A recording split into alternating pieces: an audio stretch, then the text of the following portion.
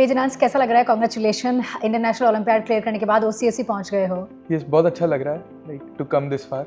अच्छा, प्रिपरेशन कितनी हार्ड होती है ओलंपियाड के लिए? क्या कुछ लगता है एक स्टूडेंट के तौर पे, अगर आप बताना चाहो? मेनली तो ओलंपियाड सबसे टफ इसलिए होते हैं क्योंकि limited number of student select होते हैं एंड जो आप रेगुलर स्टडी करते हो वो तो आता ही है, बट अपार्ट फ्रॉम दैट भी काफ़ी कुछ आता है। So if a student wants कि मैं जेई या नीट करते करते ओलंपियाड कर दूँ तो इट इज़ वेरी रेयर कि सिर्फ उसकी तैयारी से हो जाए। So that.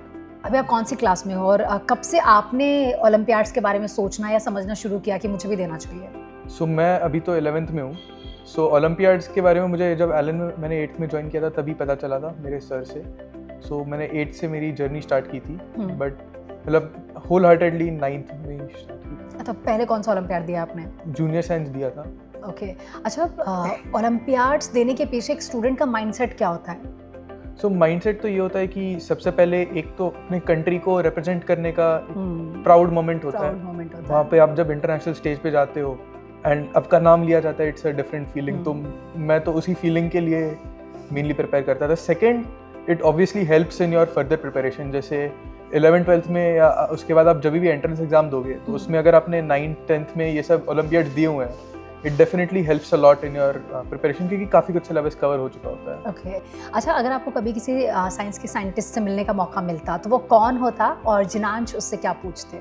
Mainly I think Albert Einstein, because I consider him to be a great scientist, one of probably the greatest of all time.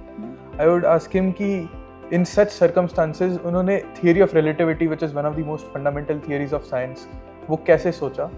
Because it was totally groundbreaking idea. Okay, आपकी journey में आप Elon को कैसे देखते हो और teachers के साथ आपका कैसा बॉन्ड है, या आप उन्हें अपनी प्रॉब्लम कैसे शेयर करते हो, और क्या एक टीचर स्टूडेंट के बीच में भी एक स्ट्रॉन्ग बॉन्ड होना ज़रूरी है?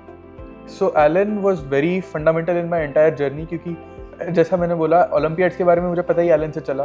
कंप्लीट प्रिपरेशन मैंने एलन से करी है, एलन मॉड्यूल्स। तो एलन टीचर्स तो definitely I would like to thank them, no thanks is enough. And secondly कि जो भी आप प्रिपरेशन कर रहे हो एलन के थ्रू, उसमें टीचर्स के साथ बॉन्ड होना is very necessary, because they will ultimately understand what you need.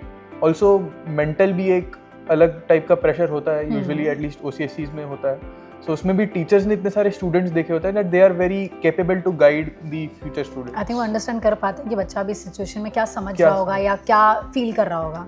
Okay, जो नेसेसरली पेरेंट्स इतना अच्छे से ना समझ पाते हैं। थैंक यू सो मच जिनांश, और हम उम्मीद करते हैं कि आप डेफिनेटली इस ओलंपियाड में गोल्ड मेडल लेकर आओ, और जैसे कि आपने कहा कि इंडिया को रिप्रेजेंट कर रहे हो तो आप प्राउड फील करवाओ।